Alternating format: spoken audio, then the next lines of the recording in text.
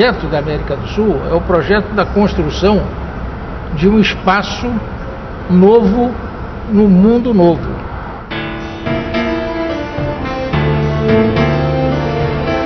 A América do Sul é o primeiro resultado do processo de mundialização, o primeiro resultado dos descobrimentos. Só por essa passagem de ter alterado o mundo, a América do Sul já fez história. ¿Hasta cuándo vamos a estar siendo la sombra de la historia? ¿Hasta cuándo vamos a estar recurriendo a la historia para los discursos? Nos acordamos de Simón Bolívar, el rato de los discursos de la integración. ¿Cuándo vamos a hacer en la práctica hechos que nos permitan integrarnos?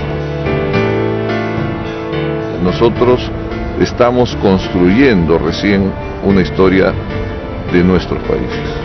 Todavía un gran reto que es el de construir una historia verdadera de América Latina y de nuestros países, que pueda ser una historia orientadora del futuro, no solamente una historia justificadora del pasado.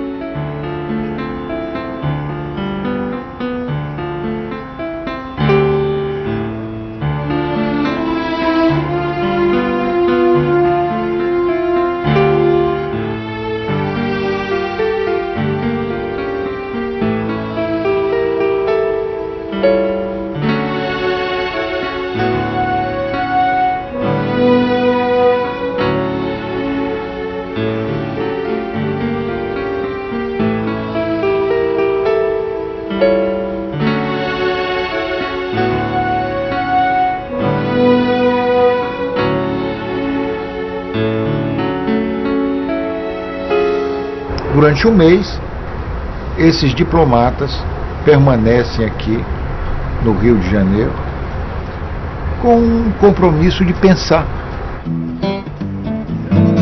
Nós estamos reunindo e dizendo, pensa.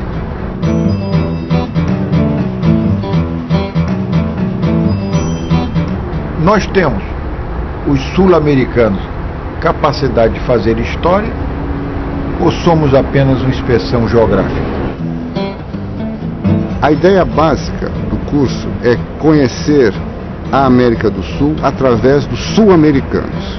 Um conhecimento direto dos diferentes países, não mais feito de uma maneira triangular. Porque o que nós estamos acostumados a fazer é um conhecimento que triangula, ou pela Europa, ou triangula pelos Estados Unidos. Mas nós temos que conhecer fundamentalmente através dos próprios sul-americanos, conhecer o Peru através da visão de um acadêmico peruano, a Venezuela através de um político ou de um acadêmico venezuelano. Essa eu acho que é a grande novidade do curso e a importância é esse conhecimento direto da América do Sul pelos sul-americanos. This course really helps to get a focus on the various countries and their history and their approaches towards other countries, and I have to say the very little knowledge they have of Suriname. We had the occasion to introduce Suriname to the colleagues of the course, and I think that is the contribution of this course, that we can learn to get to know each other.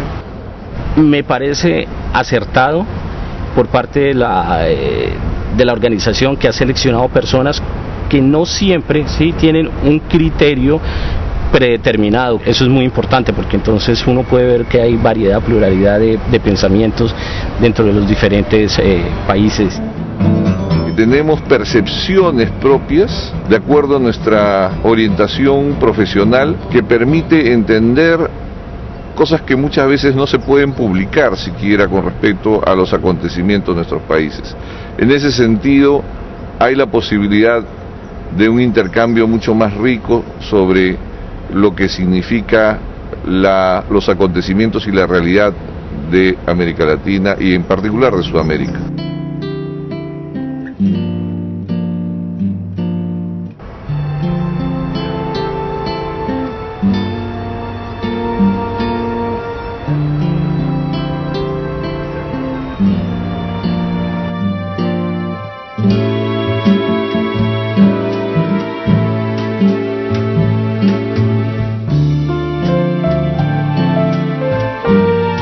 Como dice el embajador Moscardo, dice, estamos aislados para pensar, estamos en un retiro.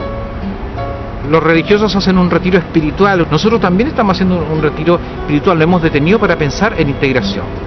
Porque para la integración, lo primero que tendríamos que tener en cuenta es el aspecto de la integración física humana. Con estas personas que yo he conocido aquí, voy a volver a encontrarme en otros destinos, quizá aquí en Brasil o en otro país o en países lejanos, y van a ser personas conocidas, no simplemente un funcionario de otro país, sino una persona que ha compartido mucho conmigo y un referente para toda la vida. Se você tiver grupo grande de diplomatas que, por exemplo, que conhecem o Brasil, que vieram ao Brasil, que entenderem melhor o Brasil, vai ser mais fácil o contato com eles nas negociações futuras que envolverão esses diplomatas. Las consecuencias yo creo que no van a ser inmediatas, es como los procesos diplomáticos.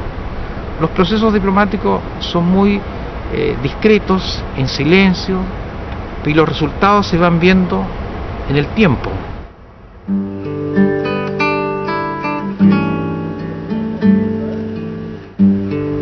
Yo estudié Derecho en Bogotá y al pasar el tiempo reflexioné y decidí que eso era lo que quería hacer, ser diplomático. Yo había pensado, al salir de colegio, estudiar psicología, pero de pronto se presenta la oportunidad de que yo pueda entrar al Ministerio de Relaciones Exteriores, y es ahí donde un viejo amor renace en mí, la diplomacia, y aquí me tienes en el Servicio Diplomático de Bolivia. Yo quería estudiar idiomas modernos o artes o letras, pero no fui asignada directamente a la universidad, sino que tuve que presentar una prueba interna en la Escuela de Estudios Internacionales. Fue entonces cuando entro a la carrera y decido ser diplomático.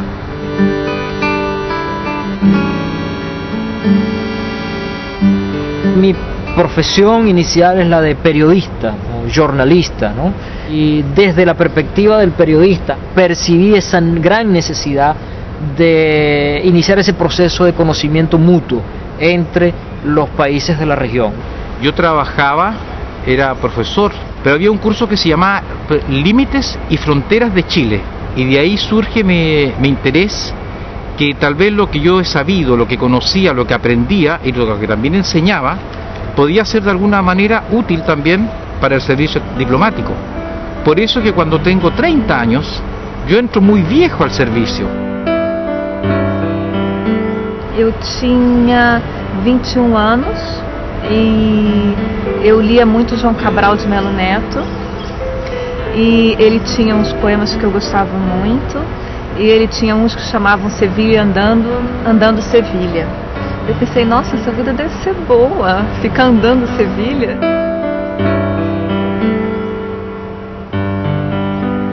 Acho que eu vou processar o Itamaraty por propaganda enganosa, porque eu nunca andei em Sevilha e trabalho loucamente. No entendía cuando chica por qué vinieron mis padres a un lugar tan lejano sin conocer, y bueno, mediante eso estoy en esta carrera. Conocer el mundo por donde atravesaron mis padres antes de llegar a Paraguay.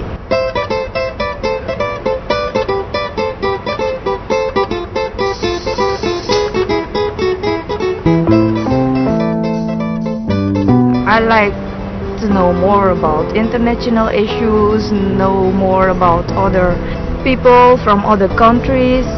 That's why I decided to work at the Ministry of Foreign Affairs. Mucha gente piensa que es fácil ser un diplomático, pero no hay tal. Es bastante complicado para poder adaptarse, mantener siempre como la cabeza en su sitio, digamos, porque a veces no es fácil adaptarse a los sitios donde uno es enviado y la labor muchas veces es compleja e malinterpretada, malentendida. Por outro lado, ela é uma vida que é muito interessante, que permite que você esteja presente em ocasiões históricas, né, e possa conhecer e ver como é que atuam grandes atores internacionais.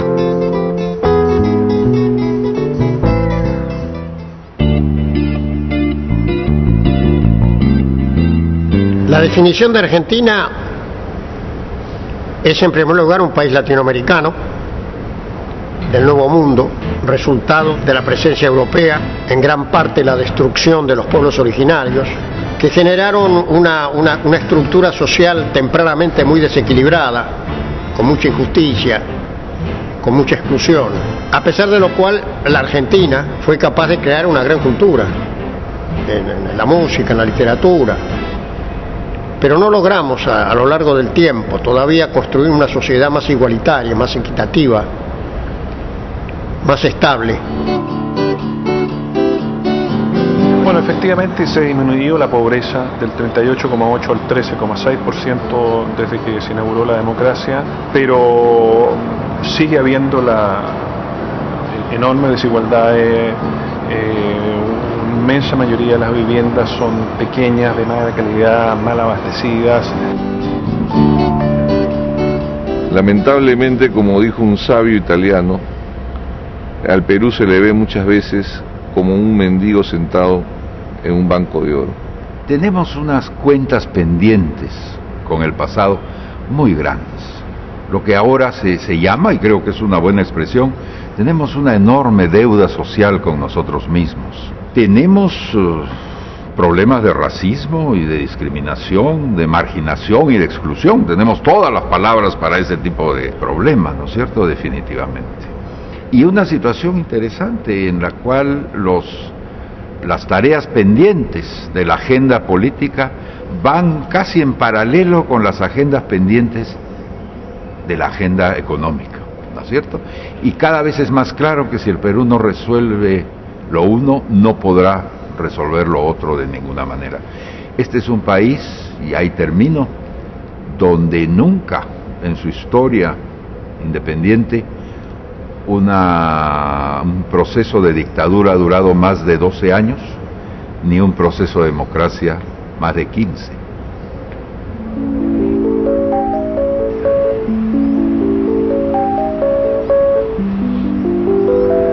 Yo no comparto mucho esa idea de la Suiza de América, esta idea de una casa linda en un barrio pobre, ¿no? Yo estoy totalmente en contra de esa imagen. Creo que es una forma de vivir en el pasado.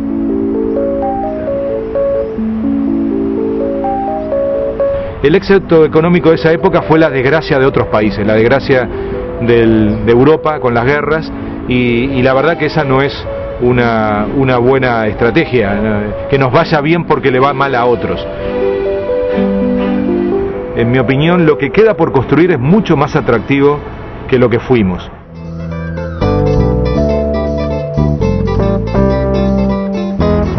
El carácter del brasilero, haya o no haya problema, haya o no haya un conflicto, esté lo que esté, el brasilero siempre tiene un carácter que aflora una alegría espontánea, una alegría pero tan natural que es sanamente envidiable. Seguimos siendo formales, conservadores, pero tal vez somos un poco... hemos cambiado en el último tiempo, yo creo. Que no me escuche nadie, pero hemos cambiado. No, si me pueden escuchar. Una cosa que impactó mucho en la psicología es el desarraigo del hombre que vino del interior, del gaucho desarraigado de la tierra, y la melancolía de los hombres que vinieron de Europa, y que también estaban desarraigados. Y esto se implantó en un nuevo territorio y dio lugar probablemente a esta idealización del pasado, lo que se había perdido, porque evidentemente en el tango, por ejemplo, este continuo recuerdo del barrio, de la madre, de la novia perdida.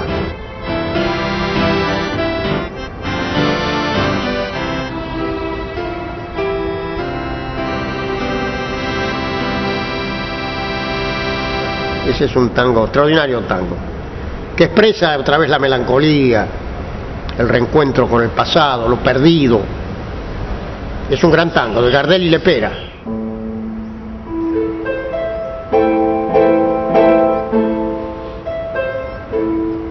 Una noche tibia nos conocimos junto al agua azul del Pacaraí.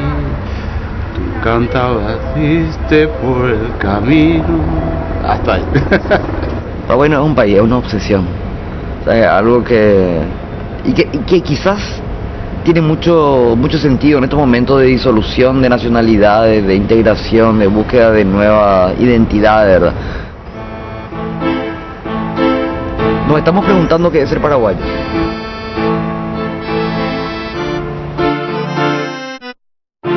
Ser uruguayo no es una condición sino una profesión. Hay que estar explicando todo el tiempo dónde estamos ubicados, quiénes somos, qué cultura tenemos. Se nos confunde mucho con los argentinos. Algunos piensan que el tango es solo argentino y no es verdad, también es uruguayo. Que el mate es o de Río Grande o de Argentina y también es uruguayo. Uruguay es un país que es un accidente geográfico y político. Ni siquiera tiene nombre Uruguay, es una cosa que cuesta entender. Uruguay tiene un nombre de un río. Somos la República Oriental del Uruguay. Es como si Argentina se llamara República Occidental del Uruguay. Tenemos un río que nos da una identidad y que incluso significa nuestro nombre. Por lo tanto, para Uruguay ser parte de la región es parte de su esencia. Yo sé, por los distintos foros internacionales en los que he estado y por otros países que he visitado, que de Venezuela se tiene la imagen de que es un país de mujeres hermosas, Mises, y un país petrolero con mucha riqueza. Asimismo, de Brasil se tiene la imagen de que es el país del fútbol y el país del carnaval, ¿no?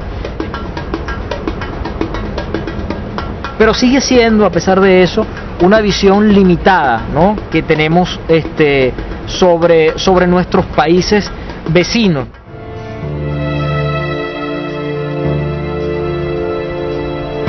Outro dia eu estava conversando com um amigo equatoriano que não sabe absolutamente nada sobre a cultura peruana, por exemplo, muito pouco, conhece 2 ou 3 nomes de escritores importantes e só.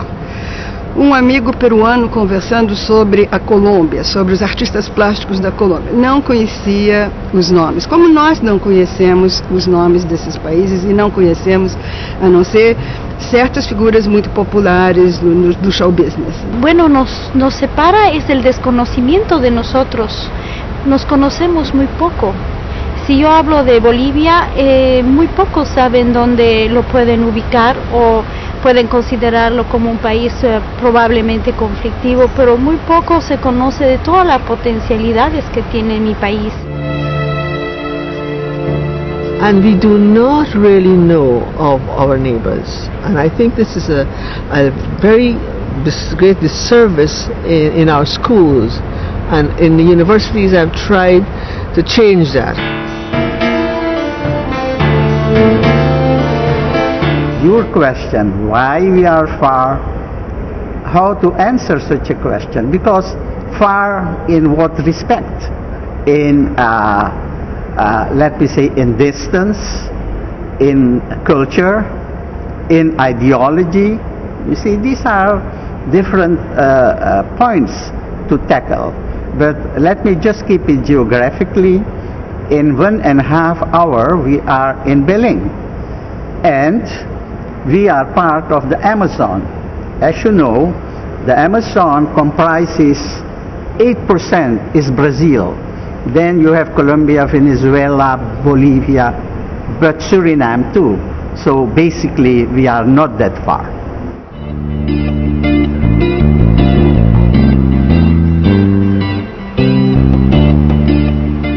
que nós temos que saber se nós queremos, no mundo multipolar que está se constituindo, entrarmos sozinhos ou se nós queremos entrar com um grupo de países que tem um conjunto de recursos e afinidades imateriais. Hay países que se quieren integrar y países que no se quieren integrar. Hay países a los cuales los ayudaría a integrarse y quizá otros que no tanto. De alguna manera la geografía, quizá exagero, pero la geografía podría volverse un concepto antiguo. Quizá la integración del futuro siga líneas idiomáticas o de puro pragmatismo, ¿no es cierto? No nos olvidemos, el gran ejemplo fue México, que terminó entendiendo que ahí sí su contiguidad geográfica era más importante, ¿no es cierto?, que sus lazos culturales, idiomáticos y de todo tipo. Y se fue con Canadá y los Estados Unidos. No creo que sea una utopía, pero me parece difícil. Siendo honesta, me encantaría que sea, pero me parece difícil, porque cada uno de los países, por más que tengamos la voluntad para hacerlo, y hay mucha gente que quiere la integración, mira cuánto tiempo ha pasado, y nos falta.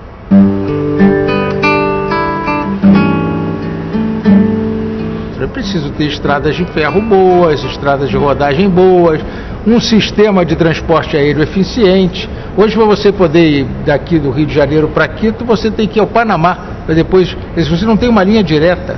Quer dizer, tem que reestruturar a infraestrutura física do continente também.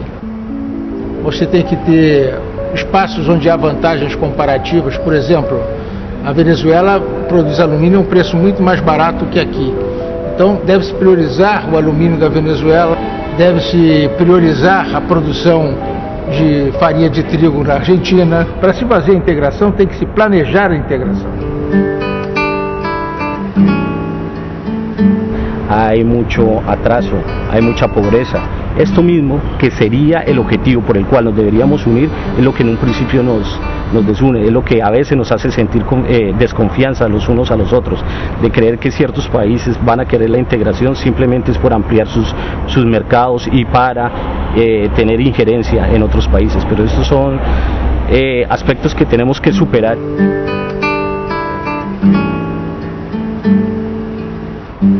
Se tem um país, né, na América do Sul que poderia pelo menos tentar, né, ter a veleidade de um caminho individual, é o Brasil, pela sua extensão territorial, pelos seus recursos naturais, pelo peso da sua economia, pelo tamanho da população. E eu já disse que mesmo para o Brasil não faz sentido. O que nos move é de fato a vontade de integrar, inclusive fazendo concessões econômicas, comerciais, para os países menores, se for o caso, que às vezes é o caso, para corrigir as assimetrias.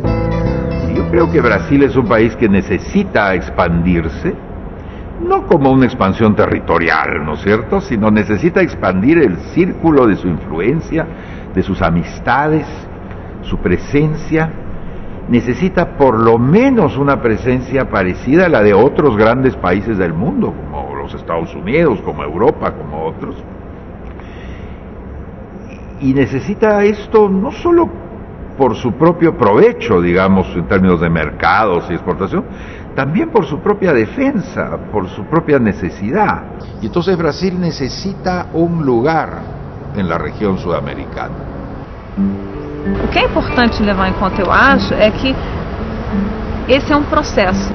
Quanto mais próximos nós estamos hoje do que estivemos antes, quanto mais nós comercializamos hoje do que comercializávamos antes, quanto mais a gente vê hoje filmes argentinos do que a gente via antes. Eu acho que são essas as perguntas que a gente deve fazer quando a gente pergunta se existe um passivo, se não existe um passivo, se na verdade existem realidades e dificuldades com as quais a gente tem que lidar. La integración con futuro es la del temor de los hombres pequeños. Los hombres pequeños y los países pequeños necesitamos juntarnos, ¿no es cierto?, frente a los bloques. Y a veces es difícil ponernos de acuerdo entre las personas. Si a veces hasta en la familia es difícil, entre dos a veces es difícil, y cuando están los hijos más difícil, pero al final se llega a buen camino, a buen puerto.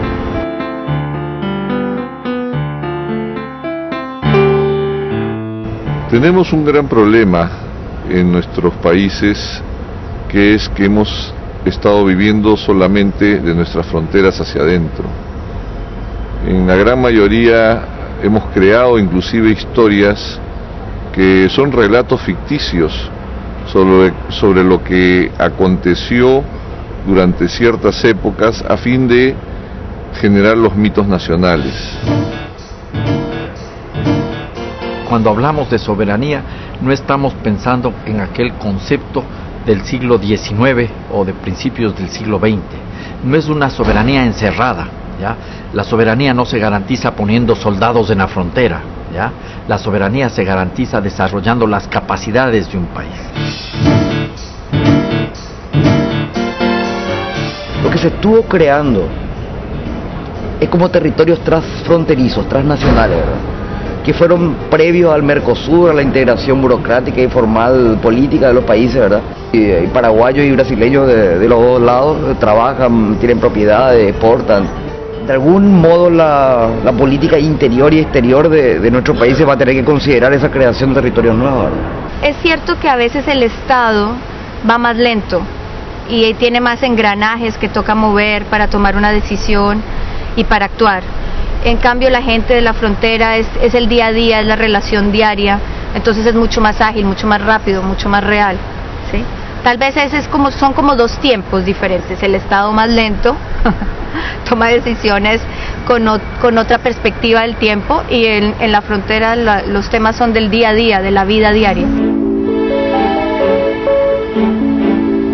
Es ver un poco también, escuchar a estos pueblos que se están integrando entre ellos, sobre todo los pueblos fronterizos, que son los que tienen una integración mucho más cercana, para que entonces los gobernantes y las personas que están en las tomas de decisiones puedan ver cuáles son las realidades para aplicarlo recién a la política. Muchas veces se está viendo la parte política sin ver la realidad. Pongo un solo ejemplo: la larga frontera que tenemos con Argentina. Tenemos un sinnúmero de, antes se llamaban comités de frontera, hoy día se llaman comités de integración.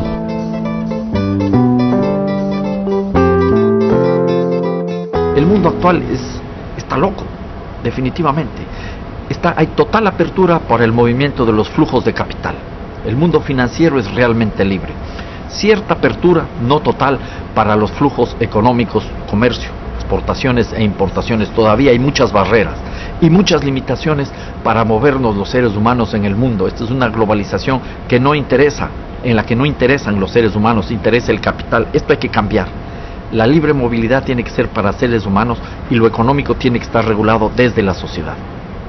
O cidadão em cada país se sente esquecido, porque não se pensa nele. Se trata de livre circulação de mercadorias, mas não de livre circulação de pessoas. Então isso não toca o coração. Como é que você pode se apaixonar por tarifa aduaneira? Nunca vi ninguém apaixonado por tarifa aduaneira. Justamente lo que hay que cambiar son esos ejes orientadores de la discusión de la integración, que se ha instalado mucho en los temas comerciales, en los temas económicos. A mí me parece que darle mucha más densidad cultural y de ideas políticas nuevas a la región seguramente nos va a permitir salir un poco de este estancamiento que tenemos en el pensamiento regional, y creo que va a ser mucho más estimulante para generaciones nuevas que puedan naturalmente sentirse parte de una región. O grande componente de unificação da América do Sul ainda está intocado, que é a questão cultural. É culturalmente que a América do Sul é próxima, e isso é pouco explorado. Pela cultura, você consegue ver o próximo como seu próximo e não como um alterno. A alteridade é que cria uma questão complexa, porque você vê a diferença e na diferença você se posiciona de uma forma diferente também, né? Las grandes tragedias de la humanidad han sido precisamente por los choques culturales. En un espacio como el sudamericano, donde la cultura son casi las mismas, lo que tenemos nosotros para compartir y visualizar nuestro futuro es mucho mayor que lo que tienen otras regiones del mundo.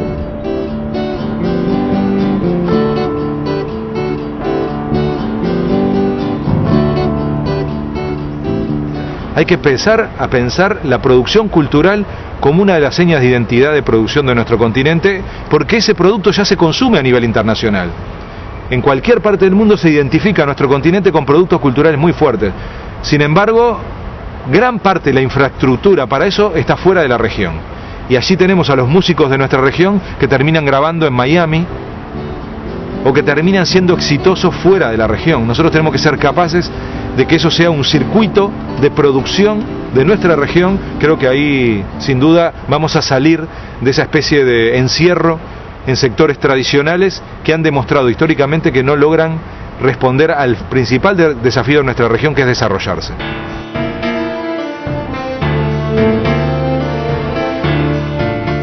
Saúde é uma ponte para a paz e é uma ponte para entendimento. E a América do Sul já vem trabalhando junto há mais de 5 anos, com certeza, e com certeza há mais de 2 na definição de um programa comum. Nós estamos propondo aos chanceleres que levem aos presidentes o que será a primeira rede operacional, para além da rede política, evidentemente, que são as chancelarias, as presidências da República, mas uma rede temática seja a saúde. Lo que me gustaría definir a Bolivia en este momento es que tenemos un pueblo que lucha por sus derechos, ¿no? Demanda igualdad, reivindica justicia, ¿no? Y también soberanía, que es fundamental para toda sociedad, y esa es la realidad y el momento actual del país. Nosotros decimos es un pachacuti. Pachacuti es un cambio profundo. El sistema colonial coloca a los blancos arriba y a los indios abajo, y eso se ha invertido. Y eso ha generado como una especie de crisis muy fuerte, pero sobre todo un racismo político. En estos días hemos visto, frente a la crisis boliviana, que se reunieron en Santiago de Chile los presidentes de toda Sudamérica para tratar entre nosotros un problema nuestro, sin la interferencia de otros. Esto es extraordinario.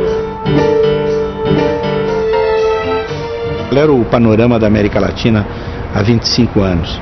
Era um continente deprimido do ponto de vista econômico, profundamente desigual do ponto de vista social, ainda tem grandes desigualdades, e sobretudo era um continente submetido a regimes autoritários, alguns terríveis ditaduras, como as piores ditaduras que o século XX assistiu. E esse panorama modificou-se muito, né? A totalidade dos governos sul-americanos são governos democraticamente eleitos. La expectativa que se tiene es muy grande, ha ganado con una gran mayoría de voto de la población, entonces tenemos muy buenas esperanzas en el presidente Fernando Lugo, y que por supuesto el éxito de él es el éxito de todos los paraguayos. Esos desafíos son complicados en la medida en que el Estado es un protagonista de esos problemas, ¿verdad? El mismo Estado que tiene que controlar clientelismo, que tiene que controlar corrupción, es el origen y el núcleo del clientelismo y la corrupción, ¿no? Estados Unidos ha cooperado de una manera importante en la lucha contra el narcotráfico en Colombia. Eso es una buena noticia. La mala noticia es que la estrategia que ha impulsado Estados Unidos para combatir el narcotráfico no ha tenido ningún éxito, ni en Colombia ni en el mundo. Colombia ha sido el país que más esfuerzos ha hecho a nivel internacional para combatir el narcotráfico, y aunque se ha reducido la violencia ligada al narcotráfico, sin embargo la cantidad de cocaína que se produce hoy en Colombia es superior a la que teníamos hace 10 años. Eso demuestra un fracaso, demuestra la necesidad de reenfocar la manera como se está mirando la lucha contra el narcotráfico en Colombia, en Estados Unidos y a nivel internacional.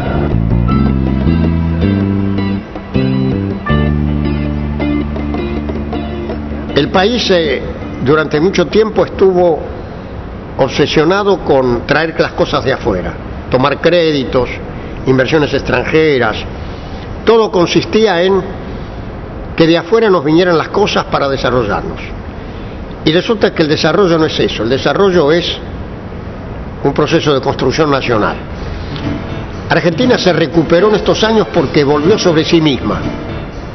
Dejó de pedir la ayuda externa para descansar en su propio ahorro y en sus propios recursos. Y ahora tenemos por delante una serie de desafíos para consolidar lo que se ha logrado y para responder a este nuevo escenario internacional en el cual se ha derrumbado ya a nivel mundial las ideas que en la Argentina habían colapsado en el 2001-2002. Nos últimos 5 ou 6 anos, todos os países da América Latina estão com um bom nível de crescimento. Uns mais, outros menos, mas todos estão crescendo bem mais do que nos 20 anos anteriores. Eu acho que será possível a América Latina, mesmo com o impacto da chamada crise financeira, será possível a América Latina enfrentar e vencer essa crise sem deixar de crecer. La economía peruana está muy bien, está creciendo, está en las primeras planas del mundo. Es verdad, y creo que es algo que no se debe mezquinar. Pronto cumpliremos algo así como 90 meses de crecimiento ininterrumpido a lo largo de 3 gobiernos. Sin embargo, no debemos olvidar, y menos en estos tiempos de crisis, que todo eso proviene en gran medida de los buenos precios de los minerales en el mundo. 62 o 64% creo de nuestras exportaciones son minería a buen precio. Y el Perú está exportando manufactura. Y la pensamos seguir exportando todo el tiempo que China nos permita. Dos motivos pelos quais nós estamos resistindo à crise, estamos garantindo a nossa integridade, é exatamente porque nós temos hoje no Brasil um mercado interno de consumo popular.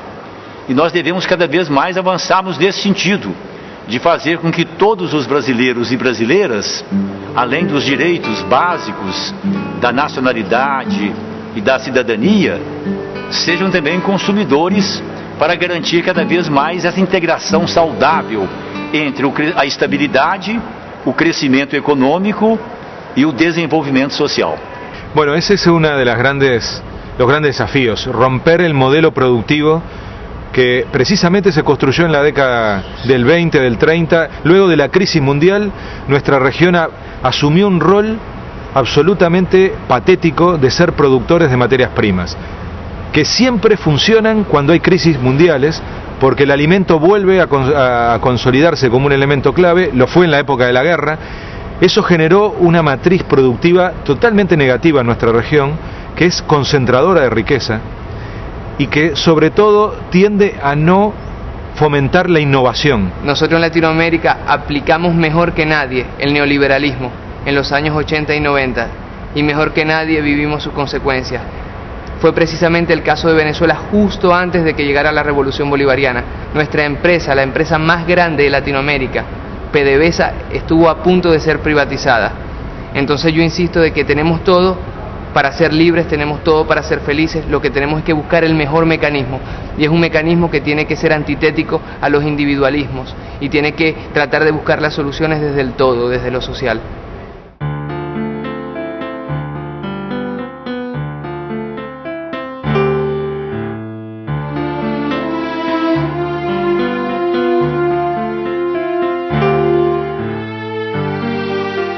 Yo creo que un encuentro como este cambia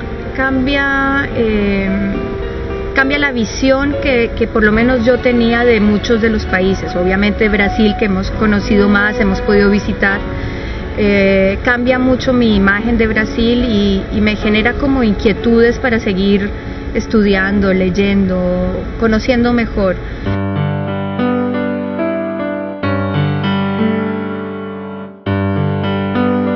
Nós estamos hoje na nave espacial Terra. Se você examinar a nave espacial Terra de uma perspectiva lunar ou marciana, como é que você vai distinguir brasileiro de argentino, de uruguaio? É a mesma coisa.